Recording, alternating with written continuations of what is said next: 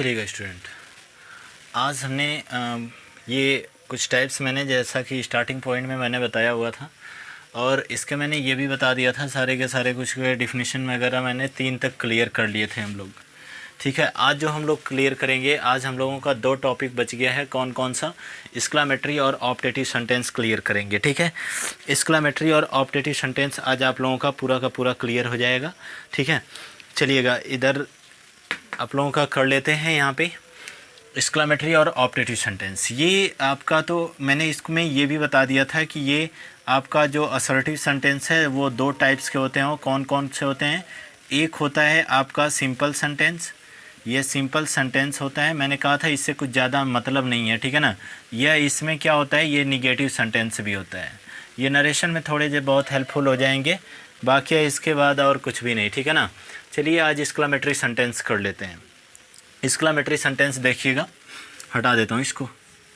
ठीक है, exclamatory sentence आज हम लोग देख लेते हैं। कल की वीडियो में हमने पिछली वीडियो में क्लास नंबर 2 में मैंने आप लोगों को बता रखा है कि वहाँ पे अगर आपका कोई इम्परेटिव सेंटेंस देगा तो उसको निगेटिव में कैसे बदलते हैं, ठीक है ना। तो वो चेंजमेंट करना आप लोगों ने सीख गया है, ठीक है ना। अगर जैसे मैं एक सेंटेंस यहाँ पे दिखा देता हूँ, अगर जैसे मैं आपको दे रहा हूँ कि get out from here, gate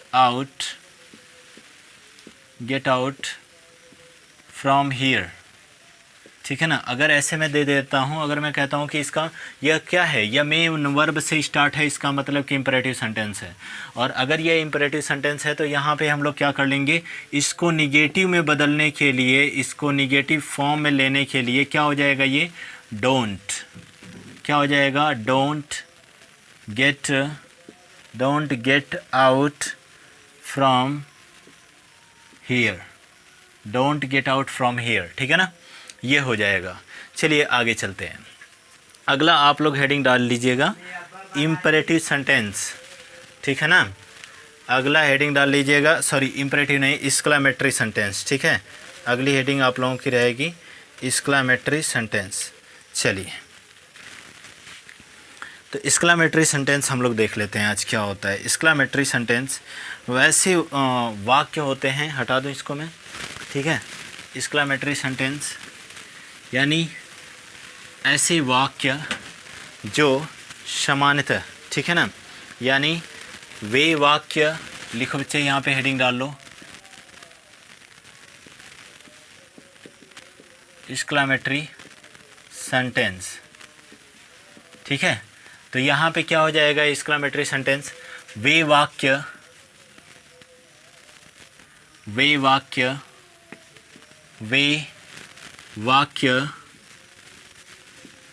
जो हृदय में अचानक वे वाक्य जो हृदय में अचानक भावनाओं को उत्पन्न करते हैं, भावनाओं को उत्पन्न करते हैं, तो उसे एक्सक्लेमेटरी सेंटेंस कहते हैं, एक्सक्लेमेटरी सेंटेंस कहते हैं। क्लियर है? यानी वे वाक्य जो हृदय में अचानक भावनाओं का उत्पन्न करते हैं तो उसे हम क्या कहते हैं, एक्सक्लेमेटरी सेंटेंस कहते हैं। ये एक्सक्लेमेटरी सेंटेंस एक्चुअल में क्या होता है, तो ए सेंटेंस दैट मेक्स, ठीक है ना, a sentence that expresses strong feeling, a sentence that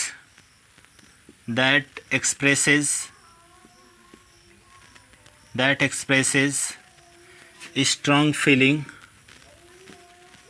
is called strong feeling in heart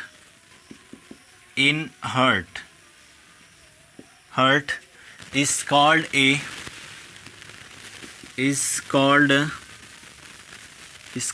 an exclamatory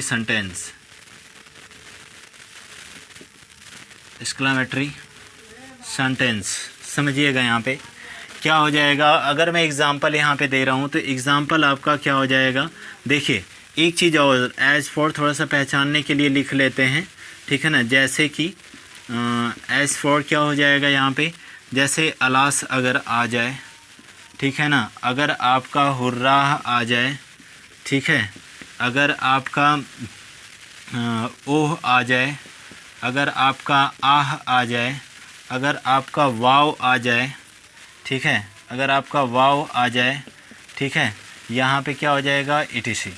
बहुत सारे वर्ड हैं, अगर ये सारे वर्ड आएंगे तो क्या होगा, वह एक्सक्लेमेटरी सेंटेंस होगा। एक बात और ध्यान से समझिएगा, अगर मैं कह रहा हूँ अलास का मतलब ना, तो अलास का मतलब दुख होता है। Alas he is dead now, ठीक है ना, alas he is dead now. तो यह क्या हो जाएगा, यह आपका एग्जाम्पल में मैं कर लेता हूँ, ठीक है ना। यहाँ पे क्या हो जाएगा, alas he is dead now. अगर इसको सिंपल सेंटेंस बनाने के लिए कहेगा, देखिए इसमें दो टाइप के पूछ लेते हैं। एक तो कहेगा सिंपल में बदलने के लिए, अगर सिंपल में बदलने के लिए कहेगा तो डायरेक्टली यहाँ से ये वाला क्या हो जाएगा, गायब हो जाएगा, अर्थात यहाँ पे क्या हो जाएगा, ही इज़ डेड नाउ हो जाएगा, he is dead now. Because ऐसा क्यों मैटर होता है, तो ये मैटर ये इसलिए होता है क्योंकि यह जो वाक्य है, यह जो शब्द है, वह इस पूरे को क्या कर दे रहा है, एक्सक्लैम कर दे रहा है। इसका मतलब कि क्या कर दे रहा है, एक्सप्रेस, यानी हार्ड फीलिंग को एक्सप्रेस कर रहा है। जब हार्ड फीलिंग को एक्सप्रेस करेगा तो यह क्या हो जाएगा, यह आपका एक्सक्लेमेटरी सेंटेंस हो जाएगा। अगर इसको निगेटिव में बदलना रहे तो निगेटिव में कैसे हो जाएगा, तो यह निगेटिव में क्या हो जाएगा, he is not dead now, is not dead now, ठीक है ना। अगर इसको इसमें बदलना है तो he is not dead now हो जाएगा, ठीक है। चलिए आगे चल देते हैं, पहले इतना नोट कर लीजिए, फिर उसके बाद अगला चलते हैं। अगला टॉपिक भी आप लोगों का कंप्लीट हो जाएगा जल्दी ही, ठीक है। चलिए, आज दिखाई दे रहा है, कल वाली वीडियो में शायद अच्छे से दिखाई नहीं दे रहा था, ठीक है, आज प्रॉपर दिखाई दे रहा है। चलिए देखते हैं यहाँ पे स्टूडेंट, और आप लोग बढ़िया से पढ़ते रहो। कल जो आप लोगों का टॉपिक, आज सेंटेंस क्लियर हो जाएगा आप लोगों का। कल जो आप लोगों का टॉपिक स्टार्ट करने वाला हूँ, वो टॉपिक आप लोगों का पहला ही टॉपिक स्टार्ट होगा कॉम्प्लेक्स और कंपाउंड सेंटेंस का, जो कि सिंथेसिस का दो ये हो जाता है। उसमें एक सिंपल भी आता है, सिंपल सेंटेंस का उतना हम लोग नहीं पढ़ेंगे, ठीक है ना। थोड़ा बहुत सिंपल का भी नॉलेज ले लेंगे, क्योंकि कभी कभी हो सकता है उससे भी क्वेश्चन पुटअप कर देता है। इसको हटा दूँ मैं, ठीक है। चलिए, मैथ की वीडियो कल आप लोगों को मिल जाएगी, ठीक है, इसी टाइमिंग पे, सेम टाइमिंग पे आप लोगों को कल मैथ की वीडियो भी मिल जाएगी, ठीक है। चलिए, और मैं सोच रहा हूँ पहले उसमें से आप लोगों को त्रिकोणमिति पढ़ा दूँ, बट उसमें जो आप लोगों को इच्छा होगी वो कमेंट बॉक्स में कमेंट कीजिएगा, ठीक है ना, कि कौन सा पढ़ना है, ठीक है। चलिए यहाँ पे देख लेते हैं। एक आता है आपका लास्ट और आखिरी, optative sentence. Optative sentence, optative sentence Hindi आप लोग जानते हो, तो हिंदी हमें बताने की ज़रूरत नहीं है, ठीक है ना। ऑप्टेटिव सेंटेंस, ऑप्टेटिव सेंटेंस क्या होता है, तो वे वाक्य जिनसे सामान्यतः लिखे, वे वाक्य जिनसे सामान्यतः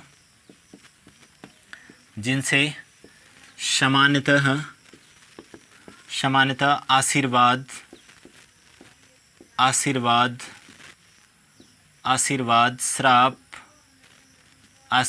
श्राप, वे वाक्य जिनसे सामान्यतः आशीर्वाद, श्राप और प्रार्थना जैसे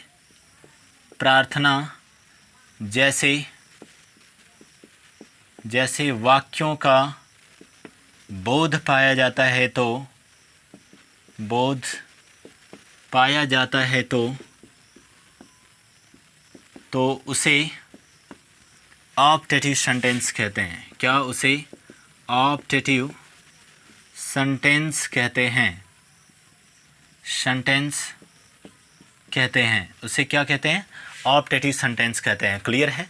ठीक है, लिखिएगा ए सेंटेंस दैट एक्सप्रेसेस, ठीक है, इसको लिख लेते हैं, ठीक है ना। A sentence that expresses, a sentence that expresses, a sentence that expresses bliss and wish, bliss and wish is called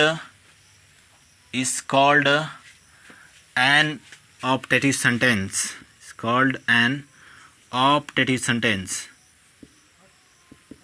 Optative sentence. ठीक है, ऑप्टेटिव सेंटेंस. ठीक है, यहाँ पे एग्जाम्पल देख लेते हैं क्या हो जाएगा. तो जैसे मैं अगर कह रहा हूँ यहाँ पे कि may God bless you, may God bless you. अगर ऐसे लास्ट में देखिए, लास्ट में यूजर ये आपका एक्सक्लेमेशन मार्क अगर दिया हुआ है ना, तो ये आपका क्या हो जाएगा, ऑप्टेटिव सेंटेंस हो जाएगा. क्लियर है. अब अगर इसमें देखिए, इसमें अगर आपको सिंपल बदलने के लिए कह रहा है ना, तो कुछ नहीं, इस जो में है वह कहाँ पे चला जाएगा, ये गॉड के बाद चला जाता है. इसका मतलब कि अगर इसका मैं सिंपल सेंटेंस अगर आपको बताऊं, एक एक एग्जांपल समझते हुए चलिए. सिंपल सेंटेंस अगर मैं बताऊं तो क्या हो जाएगा, गॉड माइट ब्लेस यू हो जाएगा. ठीक है ना, गॉड माइट ब्लेस यू. अगर दिखाई नहीं दे रहा होगा तो लिख लेना. ठीक है ना, God might bless you. Clear है ना. देखिए ये क्या बदल गया, गॉड माइट ब्लेस यू में बदल गया. सिंपल हो गया. निगेटिव बदलना होगा तो यही माइट के बाद क्या लग जाएगा भाई, यहीं पे नॉट लग जाएगा. क्लियर है ना, यहीं पे नॉट लग जाता है आपका. तो आई होप दैट कि आप लोग क्लियर कर चुके होंगे. और भी बहुत सारे चीज़ें आते हैं, जैसे मे गॉड रूइंड यू. ठीक है ना, हटा दूँ इसको. ठीक है, इसको हटा देता हूँ. एग्जाम्पल नंबर अगर सेकंड देखते हैं यहाँ पे, तो अगर मैं लिख रहा हूँ कि मे गॉड रूइंड यू. ठीक है, तो क्या हो जाएगा यहाँ पे देखिएगा, मे गॉड रूइंड यू मतलब कि भगवान करें कि आप बर्बाद हो जाएं. तो ऐसा मैं नहीं कह रहा हूँ, मतलब ये सेंटेंस की भाषा है, बोल रहा है. ठीक है, मे गॉड रूइंड यू. ठीक है, अब ये क्या हो जाएगा, तो ये रूइंड मतलब क्या होता है, बर्बाद होना होता है. ठीक है ना, ये क्या हो जाएगा, ये बर्बाद होना होता है. तो may God ruined you. Clear है. अब इसका जो सिंबल सीक्वेंस चेंज होगा, वही चीज़ गॉड माइट रूइंड यू. ठीक है ना, तो यहाँ पे यह सिंपल चेंज हो जाएगा निगेटिव. फिर इसमें दो ही प्रकार के आते हैं, सिंपल और निगेटिव ही आता है. क्लियर है ना.